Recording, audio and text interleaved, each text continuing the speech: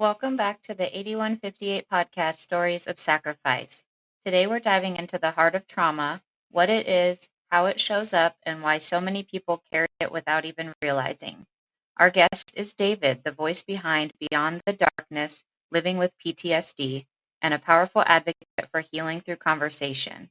With a background rooted in service and support, David brings insight, compassion, and practical tools to those navigating the shadows of their past.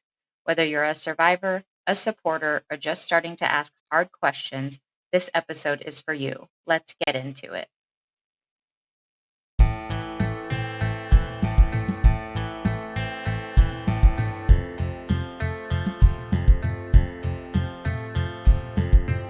You're listening to 8158 Stories of Sacrifice, where we honor the bravery of the first responders and the families who stand behind them. Real people, real stories, real heroes. This is 8158.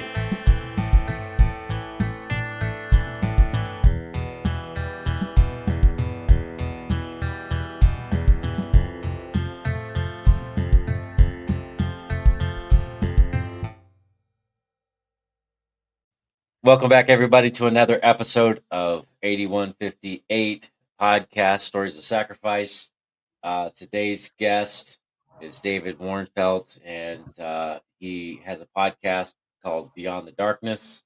He is a life coach, and he has a wealth of experience in the areas of dealing with trauma. So we are going to welcome David to our show today. How's it going, David?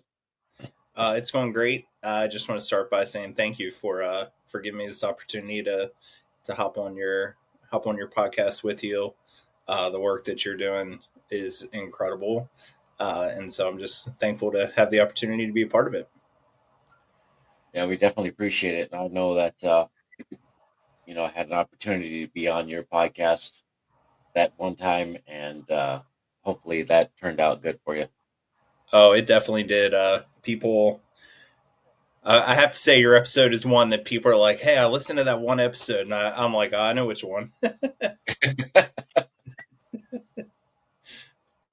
Yeah, some kind of ruthless guy or something. I don't know. They said the real good-looking guy. Yeah. Oh, well, at least it worked out for you, and it wasn't a bomb. I was worried that it was going to be like, kind of one of those things, but I'm glad it turned out pretty good for you. Yeah, absolutely. So we're kind of get into some background. Can you tell us a little about your story and what brought you into this work? Yeah, definitely. So I'll just kind of give you a general overview summary. I grew up in Western Maryland, and played a ton of baseball growing up, through high school and then into college. My senior year of college, my childhood best friend, Nick Edenhart, he was a pitcher for the Los Angeles Angels at the time. He was just at the very start of his second year, up in the big leagues. And on April 9th, 2009, he had made his first start of that season. And he was killed by a drunk driver. So that happened April 9th, 2009. Kind of graduated college, got my life started, got my career started. And I actually went back to my high school alma mater in Williamsport, Maryland. I was in my second year of coaching. And then on May 6, 2012, our best pitcher on prom night, he was killed in a car accident.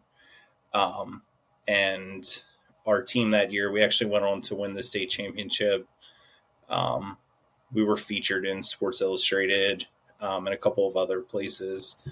So after that, I kind of, went on, got reassimilated back into the world and went back to teaching and coaching and all those things. And this chapter of the story It really starts on April 9th, 2023.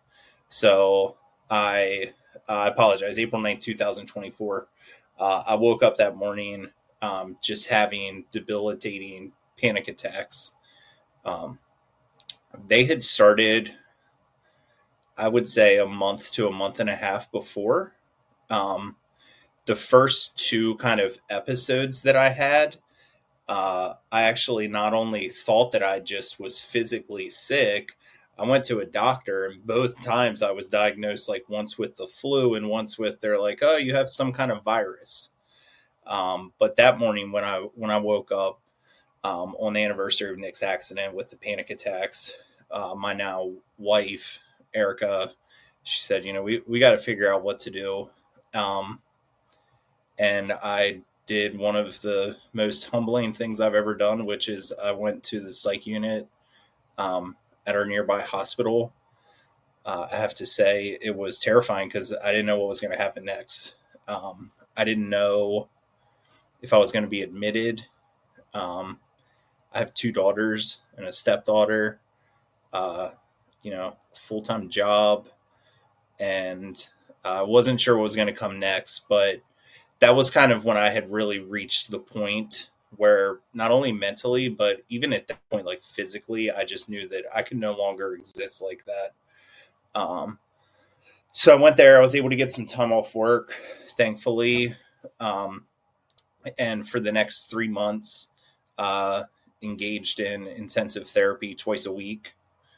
Got connected with a med management company. And it was a long, rough journey during that time, I would say. I've, like everyone, I've experienced some tough things, but I've always said that whole process is the hardest thing that I've ever done. And the feeling of not being able to take care of others because I couldn't take care of myself. That's a feeling that I'll never forget. I think every man, especially, I'm so fortunate to get to be a girl dad, and I just love taking care of my girls, and feeling like I couldn't was really devastating. So when I came out on the other side of that, I actually one day just randomly got an email from a company, and they said, hey, we took a look at your resume. We think you will be a good candidate for coaching. I was trained in instructional coaching and education, and I was like, all right, I'll look into it. And so I started my coursework to become an ICF certified coach. Fell in love with it right from the get-go, which I had a feeling I would. And really what motivated me from the start was there were just a couple of people who throughout my healing journey they were always there. They were there on the good days. They were there on the bad days. Unfortunately, a reality of trauma is, that inner circle, they're going to be the ones too that, get some of the worst parts of it, truthfully. And, when I came out on the other side, I realized, I wanted to be that person for others. And then last winter, was sitting down, I think you're just sitting down here watching some Netflix. And I said, I think I want to start a podcast. And that was kind of how Beyond the Darkness, Living with PTSD got started. We just released our 20th episode. It's been an amazing journey. I've learned so much, not only from my healing process, but then just hearing the stories of others. And really the theme of our podcast, I have our t-shirt on right now. It says, you are not alone. You are not broken. And that's really the theme of the podcast. And my goal from the start, and my goal with it to this day, is just to create a space to share stories, to share information about what it looks like to heal from trauma. And I'm just so motivated to do that because there's so many things that I've learned along the way that if I would have known before, I may not have gotten to the point where I did. But looking back, I'm thankful that I did, because it's made me so much stronger, I've been able to really find myself again and redefine who it is I want to be. All right. So, what's your background when it comes to helping others with trauma? Yeah. So in undergrad, I got my psych degree from University of Maryland, Baltimore County. Um, as I've gone through my healing process, um, I've really taken in all the information that I could. I remember, when I first was trying to figure out how I'm going to get time off work, I said to my therapist, who I had been working with a little bit for a little bit at that point, and I said, I need this paperwork filled out. Like I need a diagnosis. And he said, okay, like what, like, what do you mean? And I was like, I need you to tell me what's wrong with me. um, and he said, okay, you have anxiety and depression, but they're symptoms of a larger issue. You have post-traumatic stress disorder, which is, it's obviously a really hard thing to hear. And I remember in that moment just feeling very anxious while also very relieved because I now could put a name to what was happening. And right away, when I started reading about PTSD, of course, you just do a Google search and, click on an image because who has time to read an article? Right. And I'm like, oh, yep, that's me. And so from there, I've just really become passionate about learning about trauma, specifically how it rewires the mind. And that's one of the things that we really talk a lot about on my podcast. And then I talk with, the clients that I support through coaching sessions. When the mind has experienced trauma, it gets rewired. And it does that because the purpose for doing that is to keep you alive, which is the number one function of your mind. What do I need to do to help you survive? And I think the more that people are able to understand what their mind is naturally doing through that process, the better you can understand how that's going to affect day-to-day life. It's really going to affect the way you see every situation, the way that you, make every decision day to day. And for me, I consider myself a trauma-informed coach. And I've worked with clients who have PTSD, clients who, they just feel stuck. And as you're able to kind of uncover these automatic thoughts that are happening without you realizing it, that's when you can really start to make progress towards becoming the person that it is that you want to be. Okay. Now, when it comes to trauma, when we say trauma, what does that really mean? Let's spell it out for the people who don't understand. Yeah, it's a great question.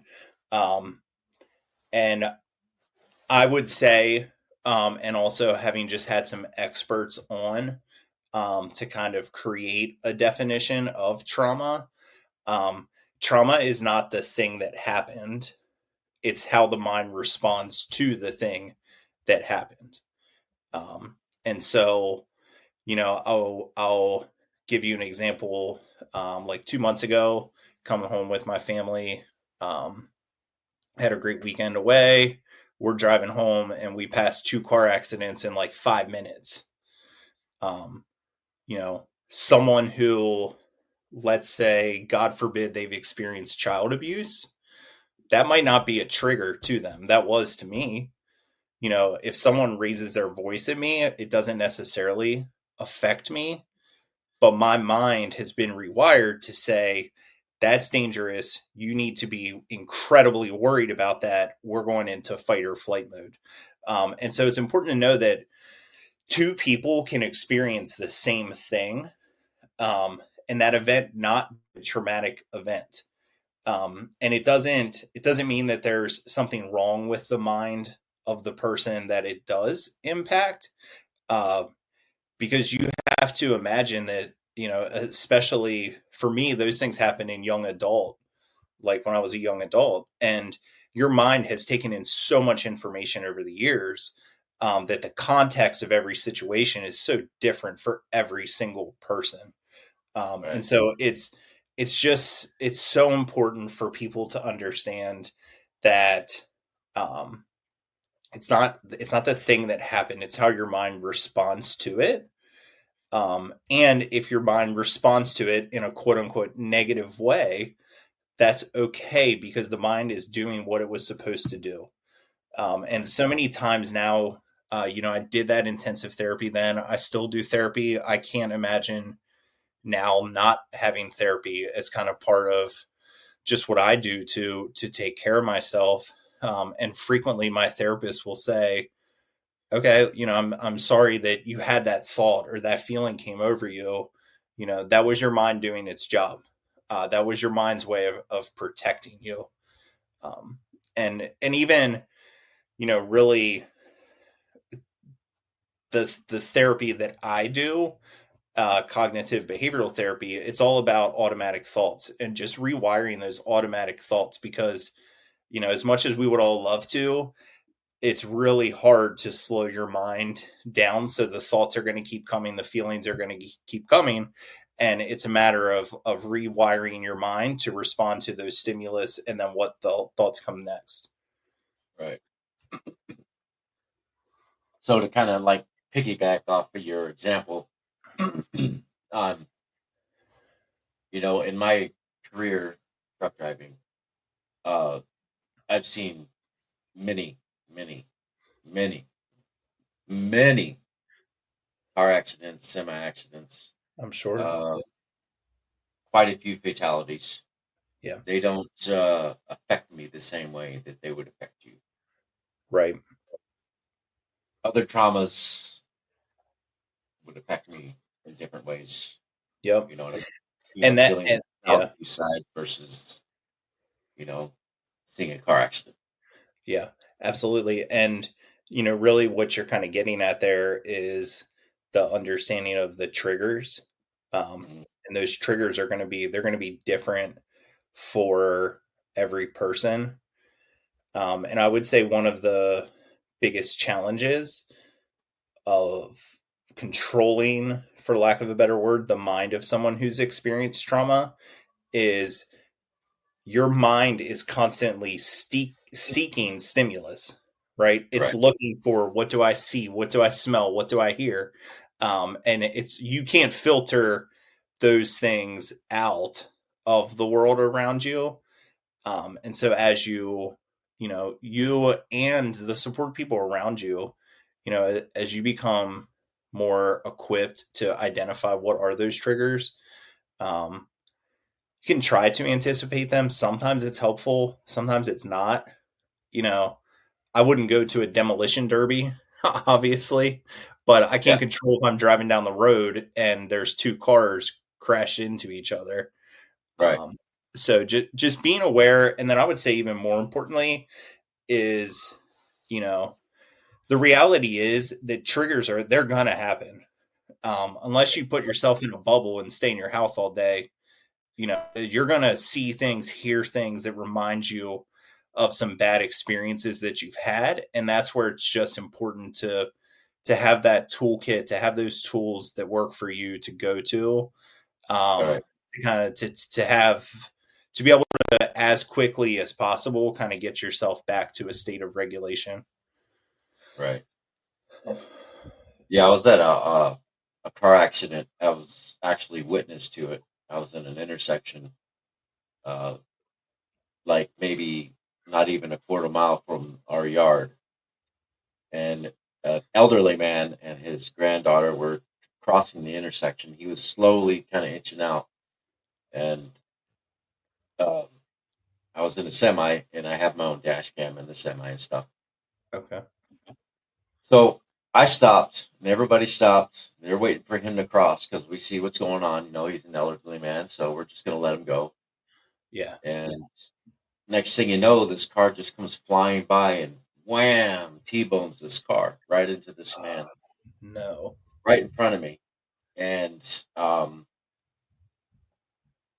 didn't freak out. It Right. wasn't like traumatic to see that. Yeah. Um, I just calmly got out of my truck, grabbed my fire extinguisher just in case I needed it. Um, the people in the car that hit the elderly gentleman and his granddaughter, they were in a frantic. Right. And the one lady was in a frantic, and the other guy was like screaming at her, like, "We got to go!" And he started yelling at the old man. And I just walked up to him, was like, "Hey, he's an old guy. Let me talk to him. Like, just worry about her." And I walked over to the passenger side so that I can talk to them because he was pinned in there, Yeah. and just very calmly, and tried to reassure them that help was coming because there was people on the phones already. So I was just dealing with the people that were in the car, and the elderly gentleman, he was kind of pinned in, so there was nowhere for him to go. Right. I didn't want to move him because we don't know if he has any kind of injuries or nothing like Yeah. that. So I figured I'd just save that for uh, the EMS and the firefighters and stuff. But I just had my extinguisher out because the car was smoking pretty good, just in case it caught on fire. But I checked on them, make sure they were okay. And then Right. as soon as the EMS got there, um, I just let them take it over, and fortunately, I was able to hand over my SD card to the sheriff, and Okay. he was able to do his investigation. But Gotcha. uh, but I mean, like for me, seeing that didn't affect me like it would other people. Yeah. You know what I Yeah. mean? And it's interesting as you were telling that story, I was kind of putting myself in that position. Um, and I think that I would be able to handle that situation. It's just then the aftermath for me. Like that's something then that's going to linger. Um, that would be something that I would definitely need to talk to my therapist about. Yeah, Because, another thing that I've learned is, especially after traumatic experience, the things that happen and that kind of tend to affect you, they can also just build on each other. yeah, And, an analogy that I love to use, your mind, if you think of it as a soda bottle, right? Like if I, right. shake the soda bottle once every 5 minutes, by the end of the day, I'm not going to want to open that thing. And It's that's gonna what your close. mind's doing. And if you don't have the tools or the people around you to periodically say, this happened, this was terrible, here's how I feel right now, which is really, really hard for men, especially of our generation, to do. But if you don't do that, when you go to open that soda bottle up, it's going to be an explosion, and it's going to be an explosion that gets a lot of people around you soaked also.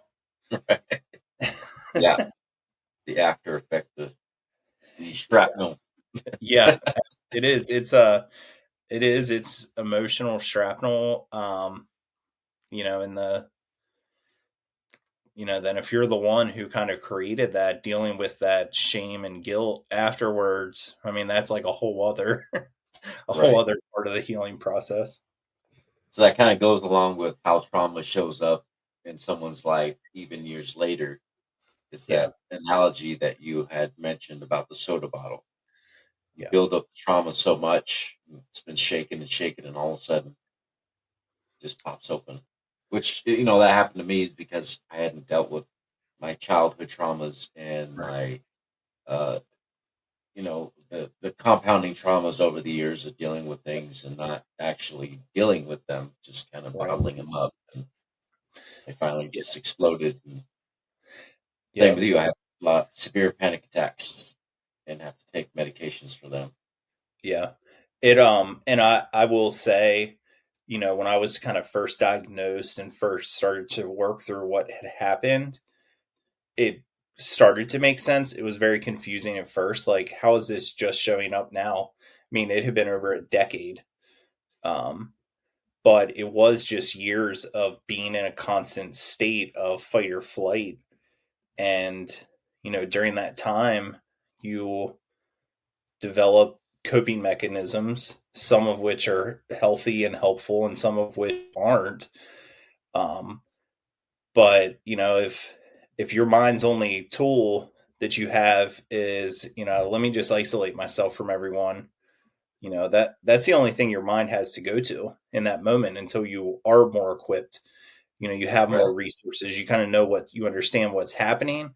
And that's another thing I think that you have to learn to accept. Like, in that moment, I was doing the best thing that I knew to do, and it might look real shitty now. It might have feel terrible now, but if I had known something better to do, I would have done it.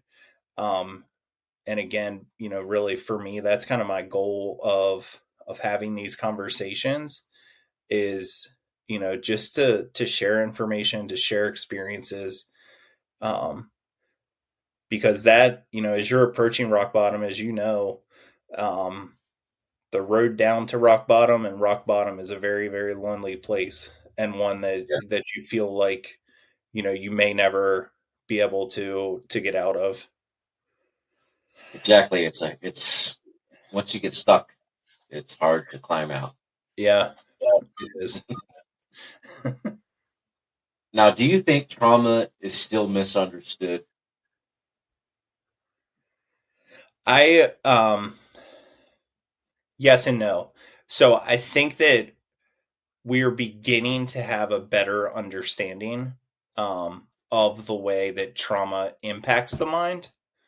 Okay. Uh, I think somewhat out of necessity. Just the world just continues to become more and more complex, and I don't. Maybe I'm just getting older, but it feels like there's more and more bad things happening, or people are exposed to more things. Maybe would be a better way to put it. So I think we have an understanding of what that does.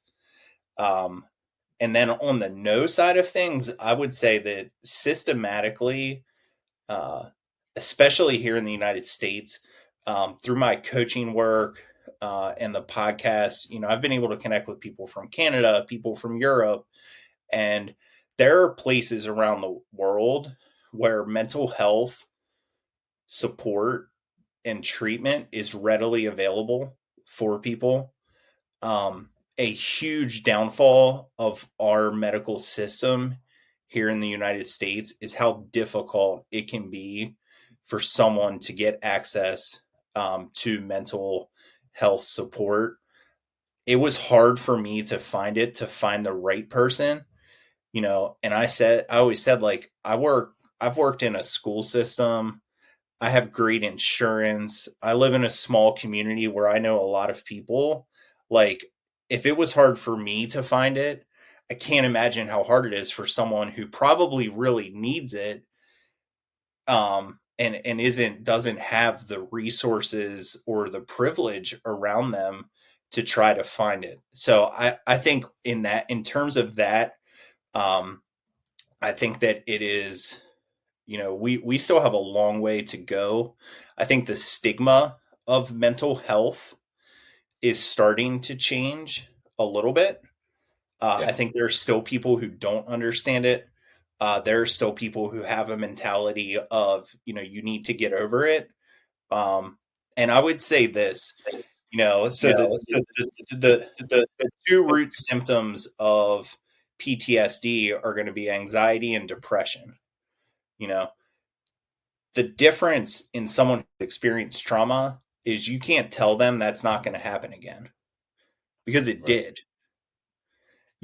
If someone says, hey, tonight, an asteroid's going to hit your house, I'm going to say that's not going to happen. Like, that's never happened. It's not going to.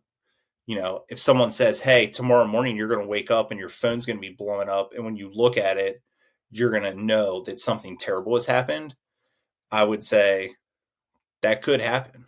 Like, I've experienced that. You can't tell me that that's not going to happen.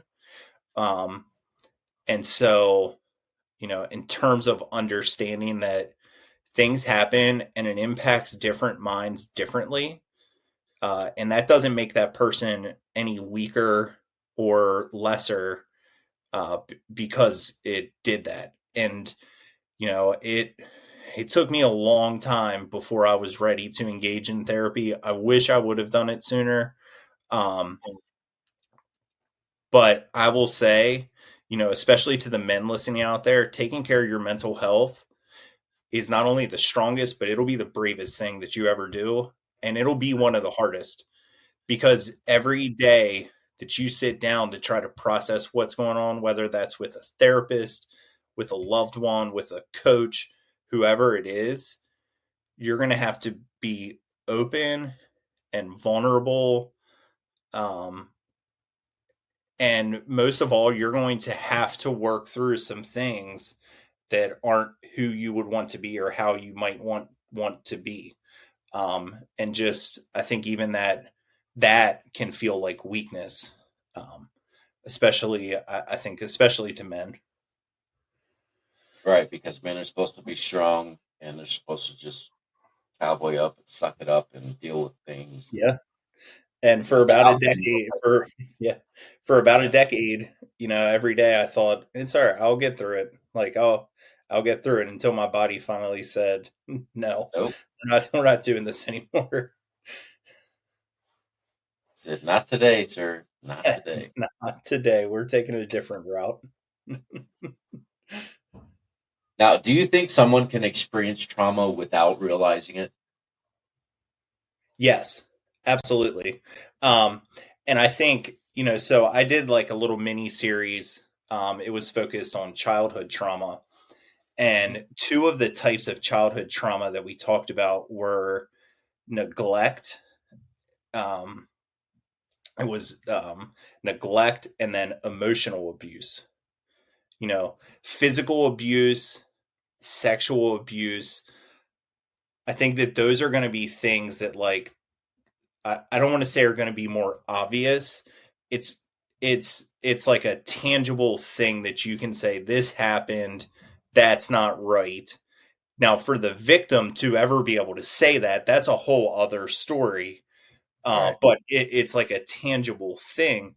Whereas neglect or emotional abuse, the thing that's so complex about childhood is that every child only gets to experience, one childhood with one set of parents, or maybe step parents, or, however you want to kind of look at that.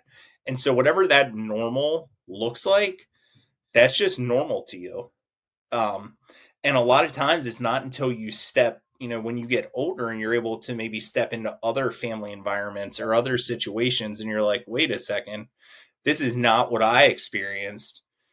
What's going on here? Um, and then I think also, as you think with adults, um, there are a lot of people, especially in relationships, um, that have people who are emotionally abusive or emotionally neglectful. And if that person or someone around them isn't able to pick up on what is happening, it's very easy to have a sense of, well, that's what I deserve, or that's how marriage is, or how a relationship is. And so in that way, I think that it's very possible, for someone to have something that's happening to them that's impacting their mind in a way that they might not realize, or Mhm. not realize, isn't okay. Right. Exactly right.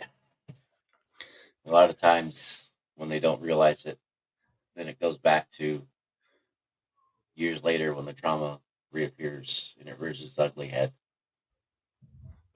Yeah. They don't even realize it. Yeah. Absolutely. I always say the layers to trauma there's many layers to that onion. And that's one of the things that's so complex about trauma. And it's why we always talk about healing as a journey. Yeah. Um, because the other thing is, once you recognize, okay, this happened to me, this is how it's impacted me. It's not like the world becomes sunshine and rainbows and everybody treats you great and everything is perfect from there moving forward. Other things are going to happen. You're going to experience other things. Right. And so, much in the way that,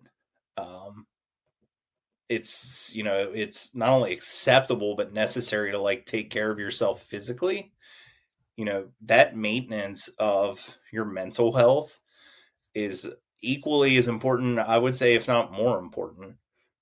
Because Right. if that side of things isn't taken care of, eventually your body's going to break down. Exactly. It sure will, and it'll act in adverse ways. Yeah. So, now moving on into coping and healing, uh, what are some of the signs that someone might need support, or even if they seem fine?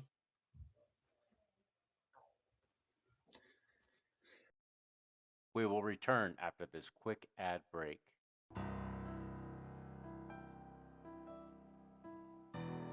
The William H. Bill Butler Jr. Foundation is on a mission to honor first responders and support those who serve.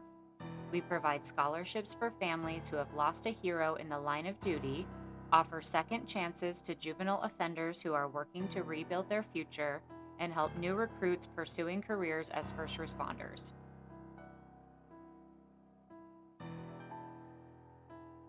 Through generous donations and the sale of merchandise, we're building a community that uplifts, empowers, and creates lasting impact.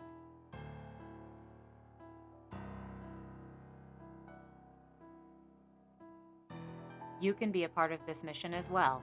Visit 8158podcast.com to donate or shop today. Together, we can support those who serve, honor those we've lost, and give hope to those who need it most.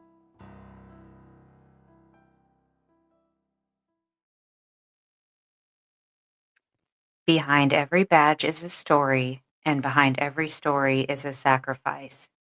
This is the 8158 podcast, where we honor the lives and legacies of first responders and their families.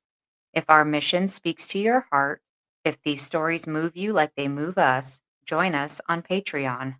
For just $5 a month, you'll get ad-free listening, exclusive merchandise, behind-the-scenes content, and video episodes only available to our patrons. This isn't just a podcast, it's a movement, and you can be a part of it.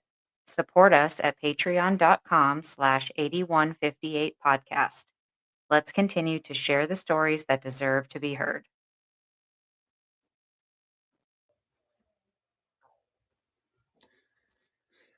So I to kind of start big picture, it's important for everyone, especially if you're thinking about a loved one, to understand all behavior is a form of communication. I remember once my therapist said to me, he's like, babies and toddlers, they're like the best communicators in the world. If something's wrong, they cry, they hit, they kick. Something's wrong, right away. And then obviously, as we grow older, as societal norms, things kind of start to shape how we respond. That becomes a little more difficult. So I would say some things to look for.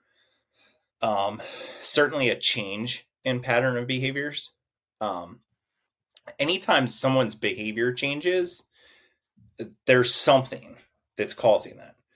People Right. people don't just start doing something different for no apparent reason, positive or negative. In this case, we're talking negative. Anyone who is kind of isolating themselves or withdrawing, that was definitely, for me, that was a huge go-to. Um, I think it allowed me to not have to emotionally connect with anyone, and B, I think that my mind subconsciously was saying, if you don't get close to anyone, you can't get hurt again. Um, so those would be a couple of things to look to for. Um, Anytime you see any type of drastic mood swings, um, those should just be some things that start to kind of raise some red flags for you. That there might be something deeper that's going on. And then I guess the last thing I would say is, anyone who, if someone is starting to have physical ailment or just really low energy level, and that's going to be more on the depression side of things. Um, you know, Right. the anxiety side of things is probably going to make them, act more like that shaken up soda bottle. The depression side of things is going to be more of the withdrawing, not interested in things that they used to be, things of that nature. Right. Yeah. Yeah, I've experienced a lot of that stuff. I'm sure it. I don't know. On the days that I have felt or do feel anxious, I think I would rather feel any other way. Mhm. Um, but I have to say that the depression, when it hits, um, I do think that for me at least, like, that's worse. That feeling of like hopelessness, a feeling of like, am I ever going to be happy again? Um, that's it's a really tough space to be in. Right. Exactly. So, how could someone start working through trauma in a safe, healthy manner? So a recent guest I had on, um, she actually lives in a van in Eastern Europe and just travels around working with clients. Mhm. And we were just kind of talking trauma healing. And one of the points that she really drove home is this idea that the healing process not only can't really be done alone, but it's actually dangerous too. Um, you think about someone who's experiencing severe anxiety or depression, being isolated and by yourself, that can be a dangerous space to be in for obvious reasons.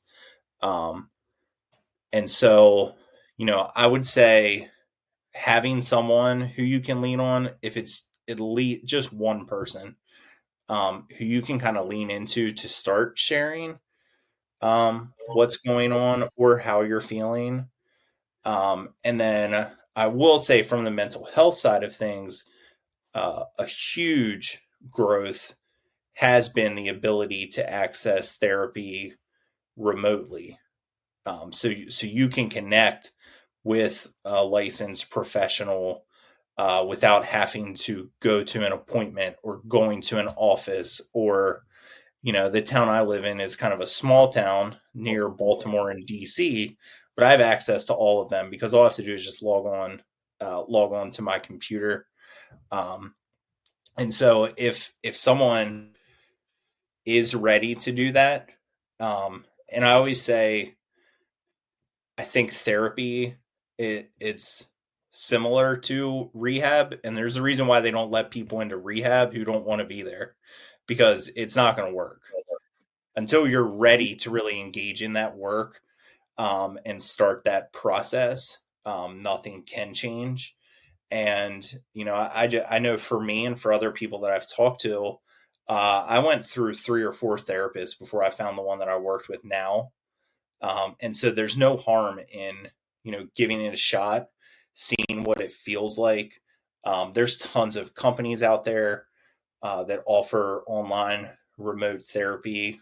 And I think the insurance side of that is starting to catch up, because it's certainly not a cheap journey to start, unfortunately. Definitely Um, not. yeah, yeah. Uh, are there small everyday practices you recommend to help manage stress or emotional, or somebody that's overwhelmed emotionally? Yeah, so something that we talk a lot about is building your toolkit. Um, and I think it's important to not only build a toolkit, but to kind of build routines that are predictable for yourself, to create, I do therapy now like twice a month, but I know I have that. I know if something happens, I'm going to have a session coming up. I can process it, I can work through it. For me, like exercising, working out, like that's something that I do that releases stress, that provides me a good start to the day. Um, and it really is more for my mental health than my physical health. So any of those things, having something that allows you to positively release those emotions, whether it's taking a walk, reading, whatever that might be. And then the other big part of it is figuring out what works for you in terms of getting yourself grounded. Um, and, anxiety or depression, those thoughts are happening not in the present. And anytime you're kind of starting to spiral in that space, the most important thing you need to do is to get yourself back to the present. Um, and if you do a Google search, you'll find thousands of things. I just saw one the other day. It's like, 5 things I can see, 4 things I can hear, 3 things I can smell, 2 things I can touch, 1 thing that's like on me. And it literally is just so what's important to understand about the mind, just kind of at the basic level, is when you're experiencing those spiraling thoughts and emotions, you're in your amygdala, right? Our amygdala is the alarm system. It's the fight or flight space.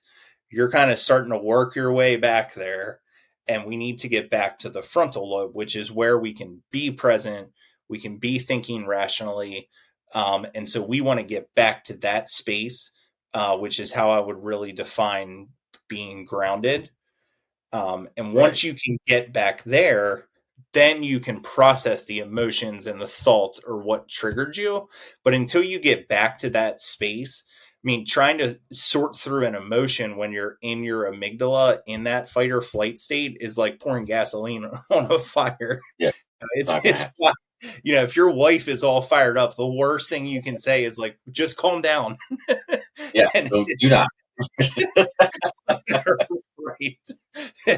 Unless you don't want to be married anymore, do not say calm down. Never in the history of calm down has calm down worked. But when you can get yourself grounded, I have fidget spinners around. Those work for me. Nighttime is really hard for me. I do experience a lot of night terrors. I didn't realize that was what it was. I slept like that for so long that I thought everybody just had nightmares every night. I didn't, I didn't really think anything of it. But I have like a pillow and it's just kind of textured. And even just being able to like touch that and really focus on like, okay, what does this right here feel like can help me get back into you're here, you are safe, everyone that you care about is safe. And that doesn't mean that that's always going to be the case in the future, but right now it is. And that really for me is definitely a go-to as far as getting myself grounded. Right.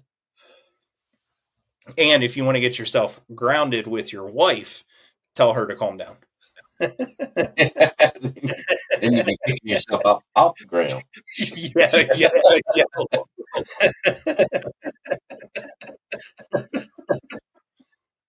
Yeah, not wise words. Never say that. So as far as resources and support, what kinds of resources do you often recommend, such as books, tools, or communities?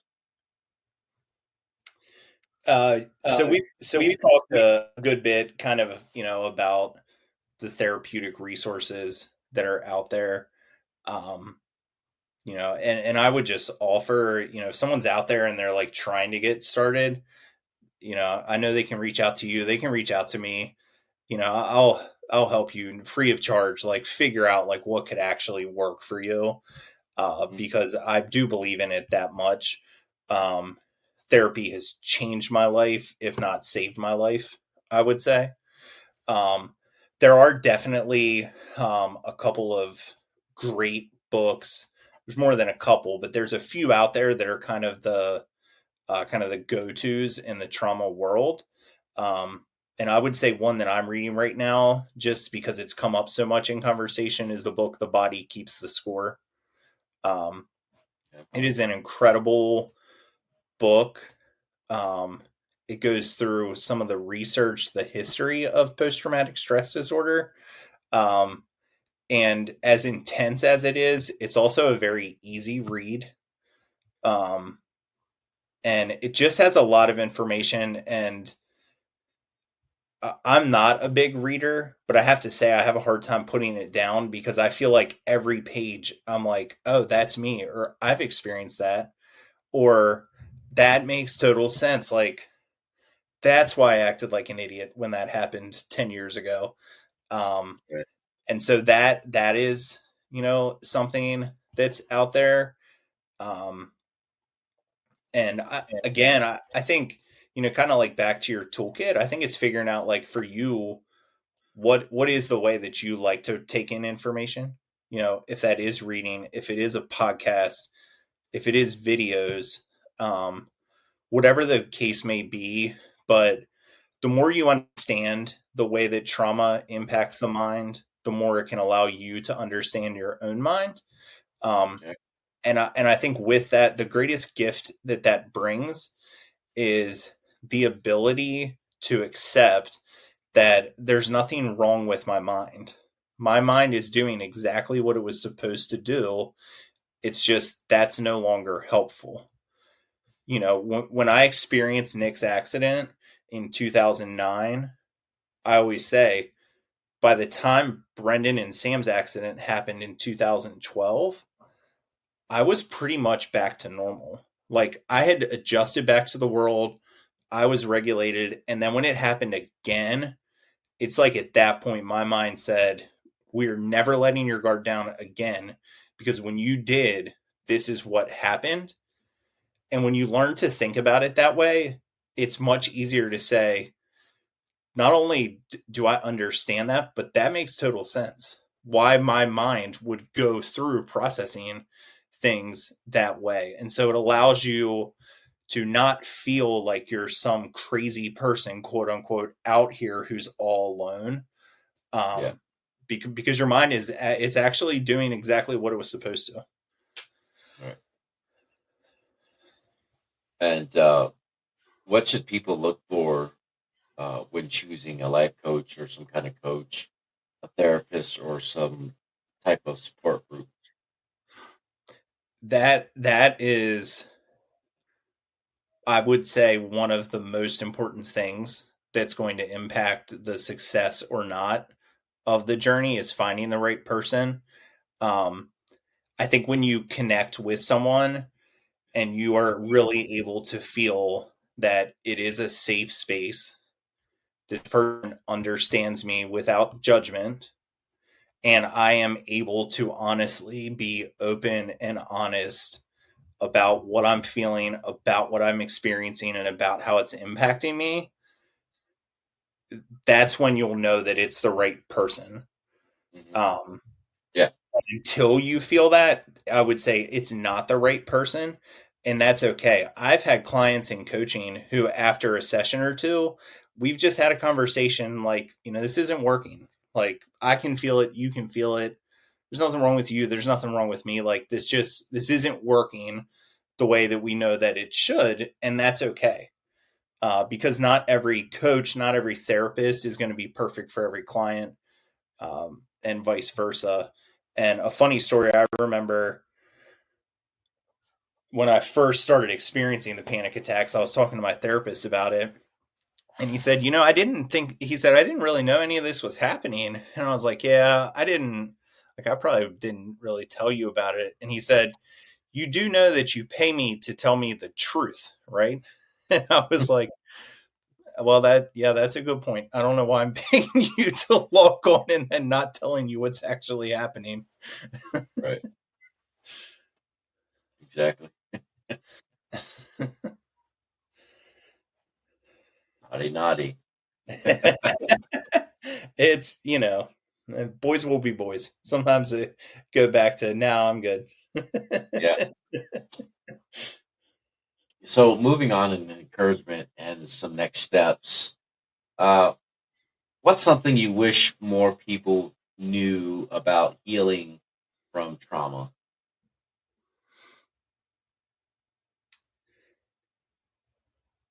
I would say that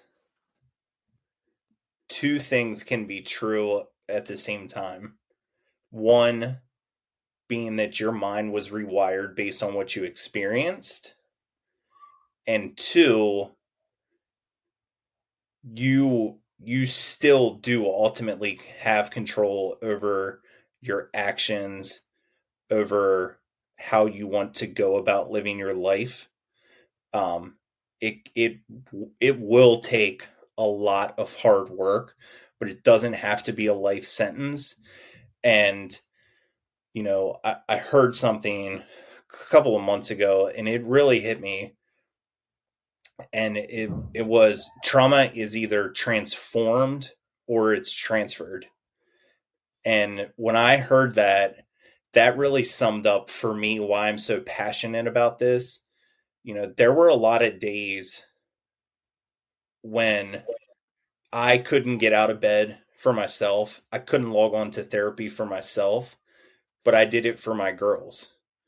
Right. Because the cycles of trauma are vicious, they are real. And if someone isn't brave enough to break that cycle, then it will continue um, into the next generation.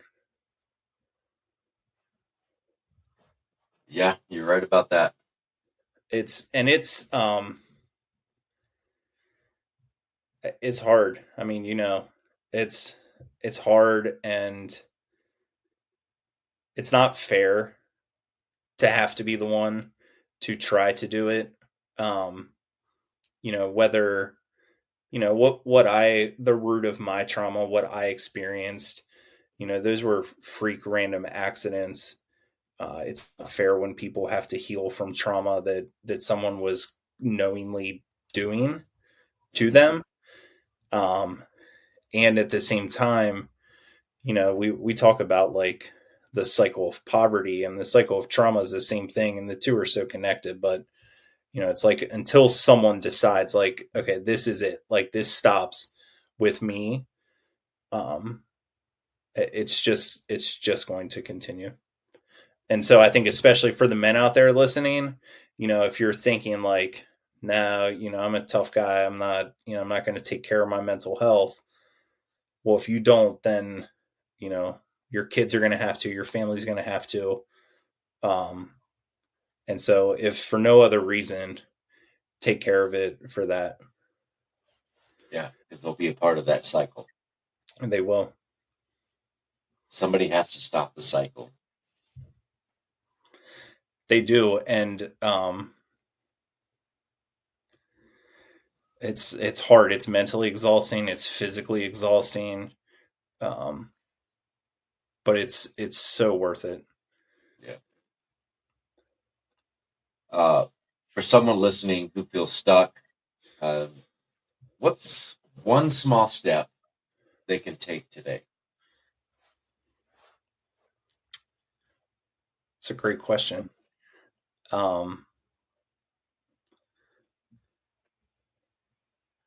I would say a simple thing you could do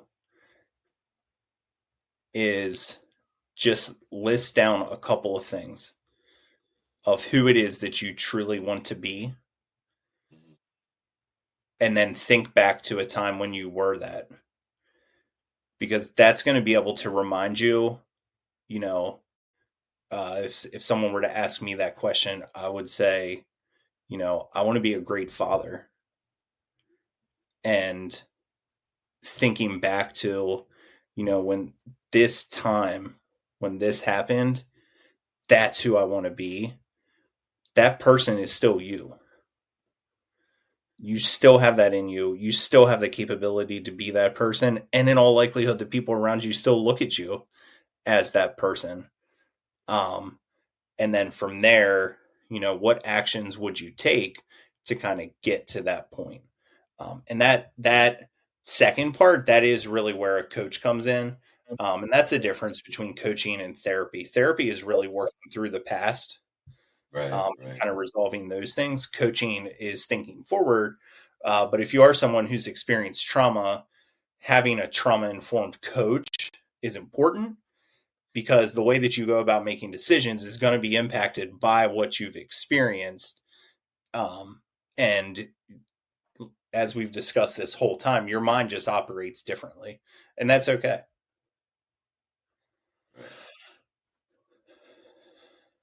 So, where can people connect with you and learn more? Yeah.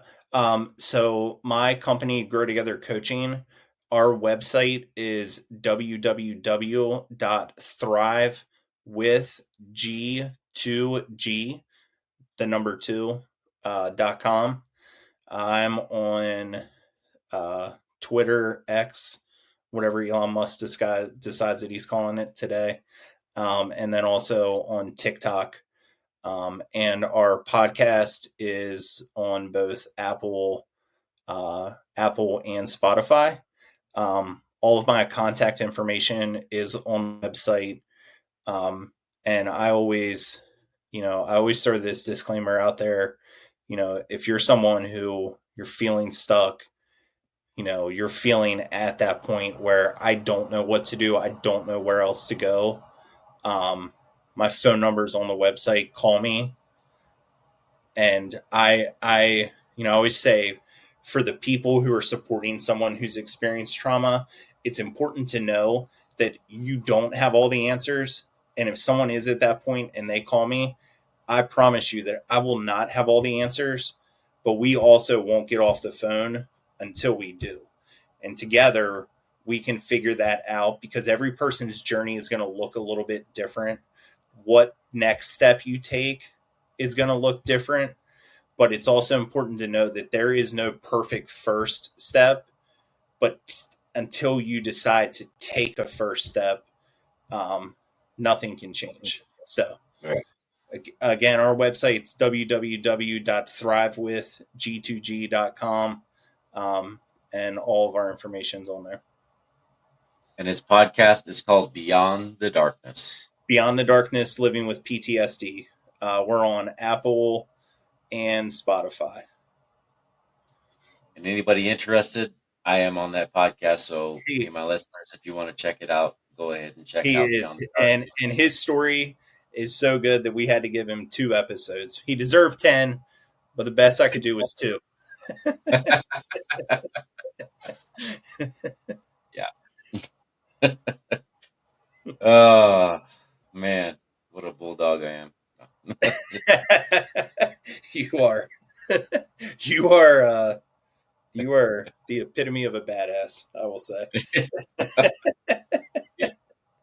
Sometimes I feel like it, but sometimes I don't. I feel you. Yeah. But yeah, we definitely appreciate you coming on here, David. It was an honor having you on here to talk about traumas. I know you're not a first responder, but it's important for our Yeah. first responders to understand what trauma is if they're not getting that information through their organizations, or if they're not able to get that through their counseling sessions or whatever. Yeah. Hopefully it helps them understand what trauma is and where it comes from, and Yep. how they can kind of go about dealing with it. Yeah, absolutely. And, thanks again for giving me this opportunity. And I would just say, the science of trauma, the science is the science. And so regardless of what you've experienced, I would say the worst thing that someone has experienced, it's the worst thing they've ever experienced. And the way that it impacts you and the way that it impacts your mind from a scientific standpoint, it's going to look pretty similar across people. So I appreciate the opportunity to talk about it. Yeah, you're definitely very welcome. And we appreciate you having you on here. And that's pretty much all I have. Is there anything else you'd like to share with us before we step away from this podcast today? I don't think so. Just thank you. And, thank you to all the first responders out there, and the families around them who are tuning in. My brother's a state trooper, and so I have a very, very teeny tiny bit of an idea of what that life is like. And it takes a special kind of person to put on the badge every day and to serve others. So thank you to them as well. Yep, we definitely appreciate their service, and we appreciate your brother's service as well. Yeah. So tell him we said thank you. I will. 8158 podcast. If he's ever interested, he can listen. All right. Excellent. He listened. He I know he listened to your episode for sure. Did he? Yeah. Did he just shake his head like, oh, this guy? No, he knows me. He gets it.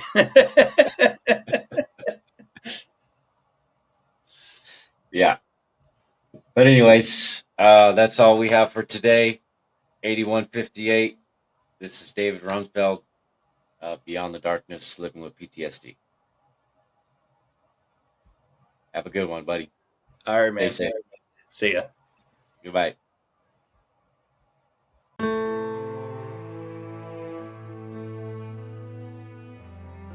Thank you for joining us on 8158 Stories of Sacrifice.